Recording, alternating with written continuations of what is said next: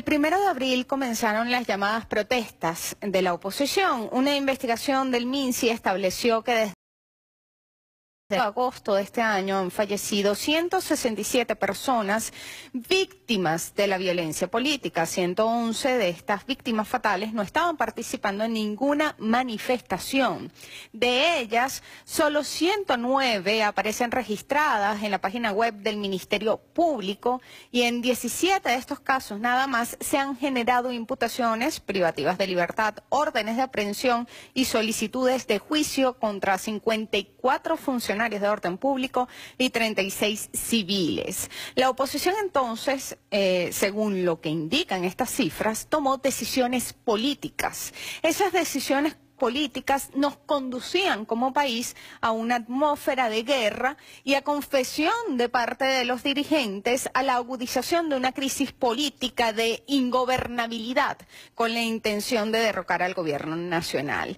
Con el mismo entusiasmo que ellos entonces amenazaban con solicitar a una Asamblea Nacional Constituyente, se convirtieron en furibundos detractores de la convocatoria, se replegaron también en un callejón cercado por barricadas en llamas. La campaña contra la constituyente se convirtió también en la promoción de la antidemocracia y de la deslegitimación del voto como una vía de solución pacífica para los conflictos políticos. Con el mismo entusiasmo también con el que atacaron las elecciones, ahora inscriben sus candidaturas en el CNE para las gobernaciones. Con ese CNE nosotros ganamos 112 diputados a la Asamblea Nacional. Con ese CNE nosotros tenemos 3 gobernadores. Con ese CNE tenemos muchísimos alcaldes y concejales. Nosotros con ese CNE hemos avanzado. Nosotros lo que tenemos es que tener testigos, miembros de mesa, acta de inicio, acta de cierre y con cada una de esas cosas garantizar nosotros ocupar los espacios que nos corresponden. Y ellos se lo intuyen, es que el talante fascista de la oposición quedó en evidencia ante el mundo. Intentaron salvarlo con una convocatoria, un plebiscito ilegal, con múltiples irregularidades que ya hemos denunciado suficientemente. Pero yo quisiera recordarles la última pregunta de esta convocatoria de plebiscito. ¿Aprueba que se proceda a la renovación de los poderes públicos de acuerdo con lo establecido en la Constitución, que era falso, así como la realización de elecciones y una conformación de un nuevo gobierno de unidad nacional? De hecho, hasta firmaron un acuerdo de gobernabilidad. Y aquí viene otra de las contradicciones de la MUD, porque después de la redacción de esa pregunta, la oposición abiertamente declaró su intención de conformar un gobierno paralelo. 2 semanas más tarde, Julio Borges decía en un programa radial: la verdad, nosotros no podemos y no nos toca nombrar un presidente. Un reconocido periodista de oposición, el señor Isnardo Bravo, reclamaba a su dirigencia decir ahora que la Constitución no contempla un gobierno de transición. No, hijo, no lo contempla, lea la Constitución. Decir ahora que la Constitución no contempla un gobierno de transición no vale, había que aclararlo antes, no generar falsas expectativas. Creo que ese es el principal problema, no hablar claro, subestimando la capacidad de entendimiento de la gente. Eso hace daño y mucho. La MUD ahora no haya cómo explicar que sus intereses personales prevalecen sobre cualquier consideración política, ética o moral. Cuando Guevara empezó a asomar la posibilidad de ir a unas elecciones, la cuenta Twitter de la MUD emitió un tuit que decía: hemos planteado que el camino para resolver esta crisis es el electoral. 167 muertos después. Una frase simple con la que pretenden ahora limpiar el prontuario de más de 100 días de actos terroristas. Fue tal la indignación generada entre propios de ellos y extraños de ellos, que el propio Guevara tuvo que escribir en su cuenta que la frase había generado confusión.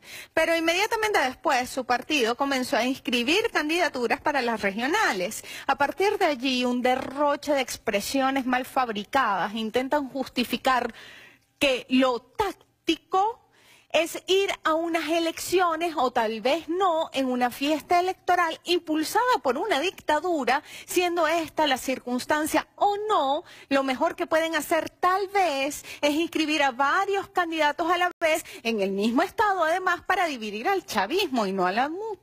Y es que según los fenómenos de voluntad popular, inscribir candidaturas no es participar en las elecciones. Andrés Pastrana, que es un aliado internacional de la MUD, se preguntaba, ¿será que la MUD es capaz de legitimar la constituyente inscribiendo candidatos ante un poder electoral ilegítimo? O hay dictadura o hay democracia, las dos son incompatibles. Y es que se están derrumbando los mitos que ha tejido la MUD sobre Venezuela. Después de haberlos hecho marchar con heces, se los recuerdo, sí, lo hicieron marchar con heces. La MUD llama a su militancia a limpiarle la gigantesca letrina que acabó con la violencia. Los convocan a que les den una nueva oportunidad para ellos seguir viviendo a costa de venderles la fantasía de que van a poder derrocar a la revolución bolivariana. Un negocio que, por cierto, les ha sido muy lucrativo durante casi 20 años. Para ello van a emplear la inmensa maquinaria mediática que los convence de lo que sea y de la cual, gracias a una investigación cuantitativa y cualitativa realizada por Red58.org, podremos exponer una radiografía. Siendo Venezuela una sociedad hiperconectada, el despliegue de la política en el campo digital ha pasado a ser en nuestro país el principal escenario de disputa y movilización política. Los investigadores de Red58.org consiguieron recolectar un lote de 1.901.131 mensajes que fueron compartidos en Twitter durante el mes de julio. Además, coincidió con el periodo de campaña de los candidatos y candidatas a la Asamblea Nacional Constituyente, ¿verdad?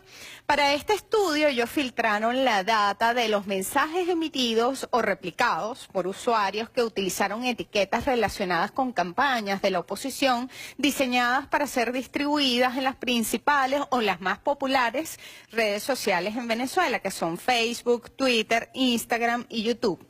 Voy a citar textualmente a Red58. La cuenta más activa en los casi 2 millones de mensajes filtrados es la de @DollarToday, el sitio que desde Estados Unidos se dedica a fijar de manera especulativa el precio del dólar en el mercado paralelo venezolano. Esta cuenta emitió 30.378 tweets que fueron mencionados a su vez 959.699 veces. @DollarToday tuiteó un promedio de 980 tweets por día en julio para imponer, por supuesto, matrices contra el gobierno de Venezuela en esa red social sin que los filtros anti-spam de Twitter lo hayan impedido.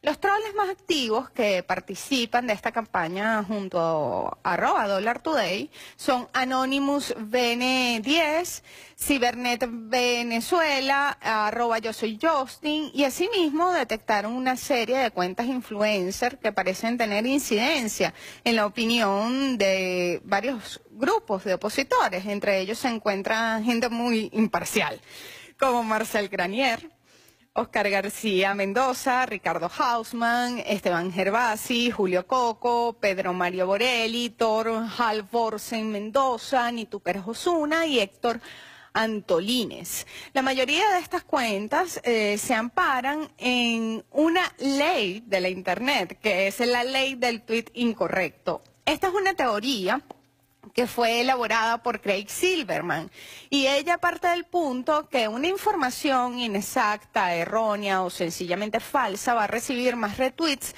que cualquier corrección consecuente. Red58 también obtuvo los 20 tweets más retuiteados de estos perfiles seleccionados, lo que nos daría además un panorama de cuál fue la información con mayor impacto en la web. ¿Cuáles eran los puntos en común? La incitación al odio, al magnicidio, el desprecio por el diálogo, una falsa renuncia del presidente Maduro y su supuesto exilio en Cuba, juramentos de que la constituyente no iba y el supuesto anuncio oficial de un gobierno de transición en el país que iba a ser dictado por la CIA, entre otros. Y no hubo rectificaciones, solo las mentiras. De los mensajes colectados por los investigadores, el 68% de estos tweets emitidos en julio con las etiquetas asociadas a las campañas publicitarias de la oposición incluyen el dato de geolocalización. De ellos, 47,2% de los tweets provienen de los Estados Unidos. Entonces estamos hablando de una protesta venezolana o de los intereses de la corporatocracia que gobierna en Washington. Mientras ellos reinciden en el odio y la violencia, nosotros reincidimos en el amor y la esperanza. Hasta un nuevo kick.